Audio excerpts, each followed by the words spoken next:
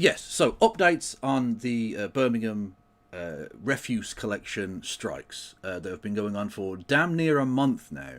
They've been going on over 3.5 weeks or something. Um, Things are starting to get very bad. Very bad. Last time we talked about this a couple of days ago, the local government had just declared a major incident, which allows them to potentially bring in scab labour from council districts in other areas in the local vicinity, and potentially opens up the way for the national government to potentially use some of their resources, i.e. like the army, perhaps, to clear the streets if it becomes a major situation. But it's becoming a major situation, unfortunately. And I'm beginning to blame the council more and more for this. There's a kind of diffuse set of targets for the anger of the people of the city right now. A lot of people have blame for the local council. A lot of people have blame for the unions and the bin workers. Some people have anger towards the national government. And so it's not defined to one point. But it seems the council are getting more and more of the hatred for this because they're being intransigent and uncooperative. And we'll get to that in a second. But it's starting to get very, very bad. As of 2 days ago, it was suggested that there was about 17,000 tonnes of rubbish. Now, considering we're a city of over 1 million people, in the 2 days since then, it will only have added significantly more thousands of tonnes of rubbish, because every day in the city, more and more refuse is created. That is human life, especially in an urban setting. The council have used what scant refuse collection forces they have outside of those who are on strike to set up mobile waste collection sites, which have caused absolute fucking chaos, because the entire city has refuse it needs to get rid of. And so naturally it became a sort of free-for-all, and wherever they were setting these places up, if people couldn't get to them because they had to wait for fucking hours in mile-long queues, they were just using some local open space to fly tip. To do mass fly tipping. Because what else were they going to do? We haven't got all fucking day. And the super rats. Yes, the super rats are making their presence known. Where are we?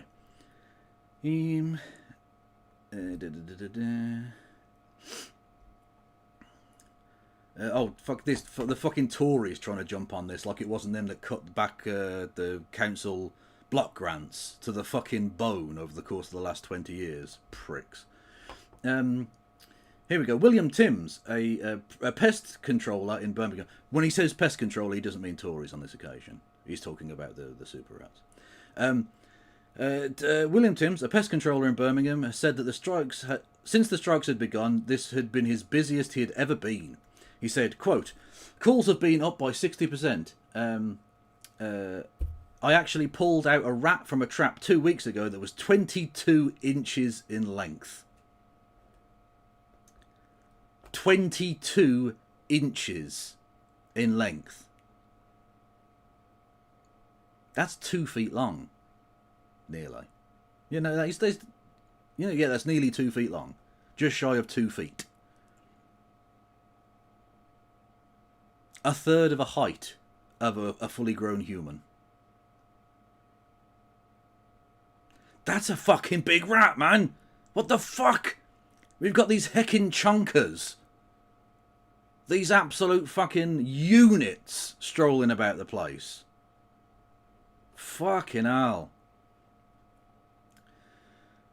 He continued, Mr. Timms. In a perfect habitat, which is what they are in at the moment, they give birth every 3 weeks. That's 6 to 12 pups per female, so we're going to be absolutely inundated. Mr. Timms said if all the rubbish was collected, the pest issue would still linger, with the rodents likely to start nesting in residents' homes or cars. He called the piles of rubbish a 24-hour banquet and added, quote, "They have all the protein there, so they're getting bigger. They're the size of small kittens." I'll be honest with you, 22 inches is bigger than a small kitten. That's like a reasonably sized cat. We don't have rats anymore. We have cat rats. Super cat rats.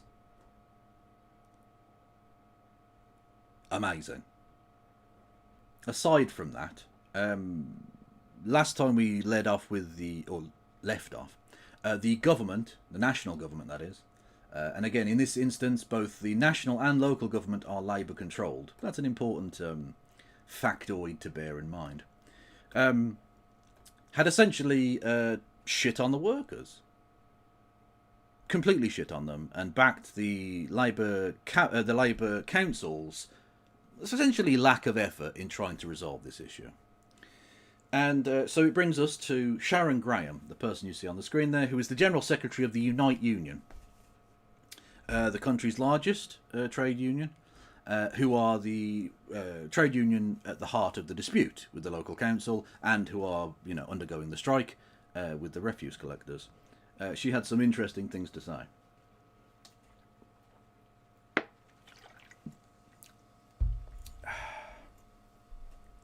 Oh, Thuria, I've seen some of the giant rats. I don't think I've seen one that's 2 feet long, but I've seen some massive ass rats. That's just in this local area.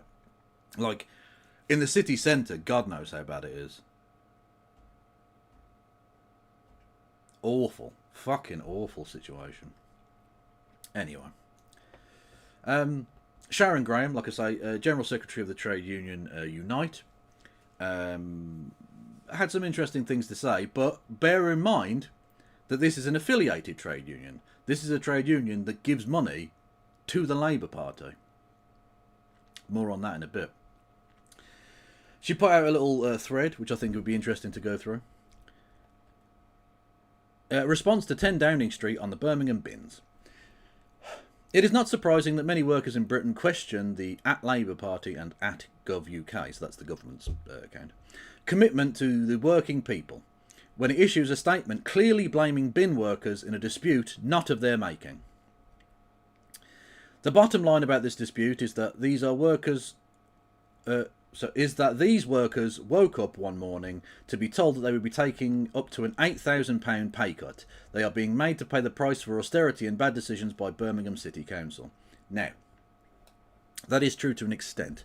One thing I will say is that this is why Twitter is not necessarily the best place to explain this stuff, because you have to go into a lot more detail than 240 characters will necessarily allow. But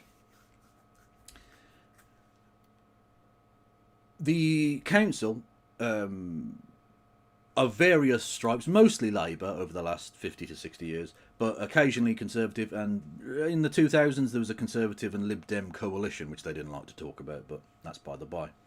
Underpaid women, and so there was an equal pay claim, which cost a hell of a lot of money to the taxpayers now. So essentially, the malfeasance of city councils over the course of the last few decades is being paid for now.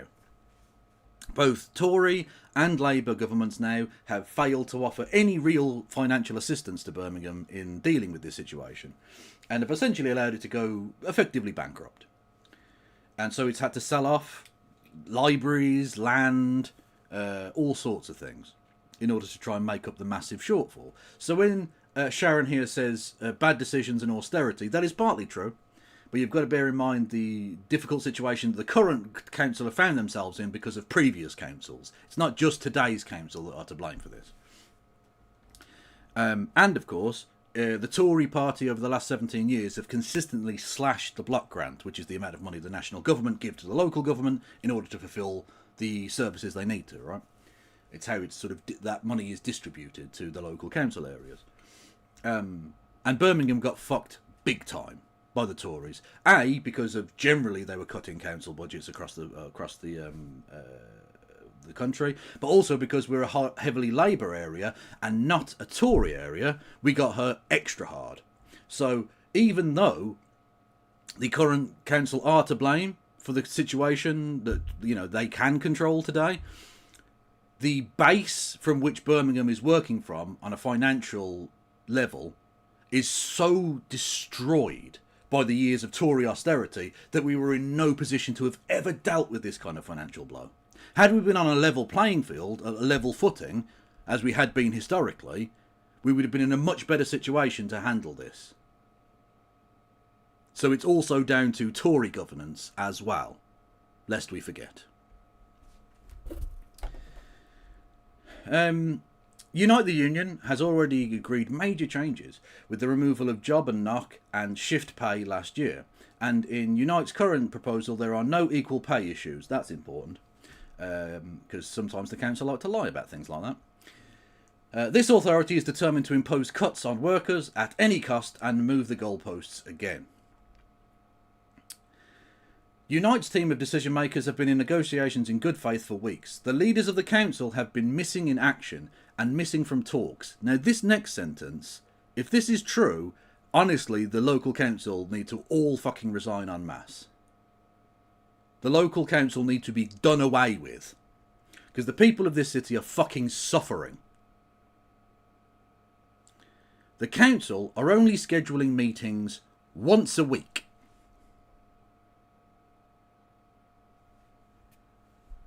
So, every single day of the week, this situation is getting worse. Every single day of the week, taxpayers are paying for the council to fucking sit there and do fuck all about this problem. We are paying our local fucking council tax to not have our fucking bins collected. A council tax which has been massively increased by government fucking malfeasance and say-so from London. We didn't even get a fucking plebiscite on that. It was just allowed to fucking happen. Yay, local democracy. Yay, devolution of powers. And the council only want to do one fucking meeting a week about this. No. That's not acceptable. You get around a fucking table every fucking day. Monday through to Sunday. And you know what? If you can't agree on anything, sit there and talk about the fucking weather.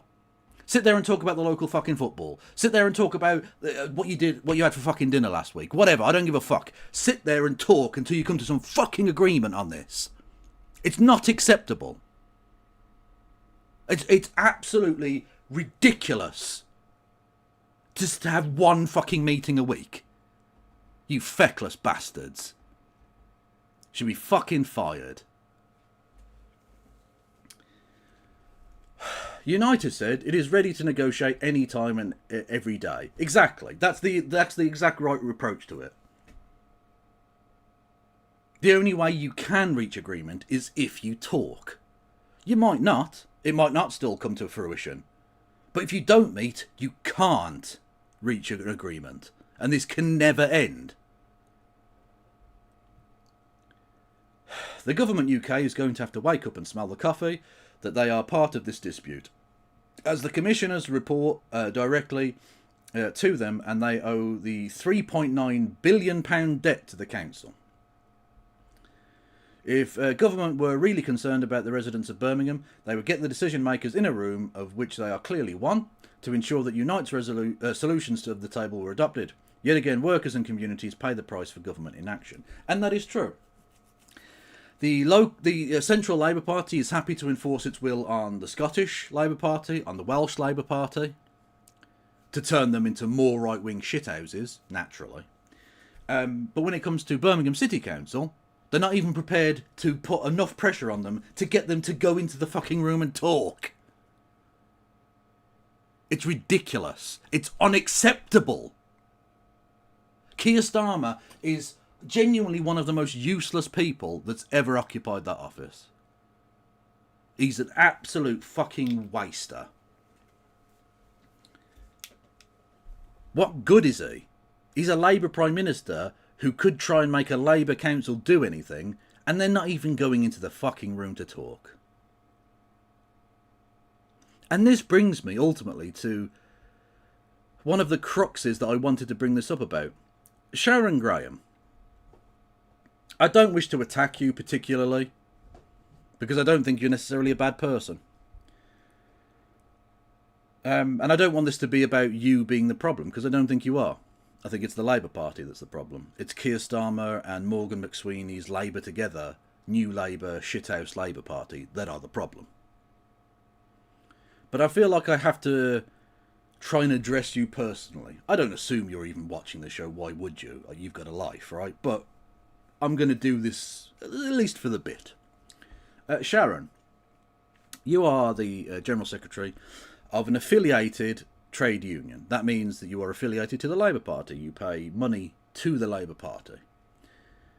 What good is that if you can't even get a Labour government and a Labour council together to even force the council to talk to you? What good is it, Sharon, for you to give money to the Labour Party so that the government, Labour government, and the council, a Labour council, won't even talk to you, let alone negotiate or give you any kind of vaguely preferential treatment? They won't even talk to you. They literally won't even speak to you more than one day a week.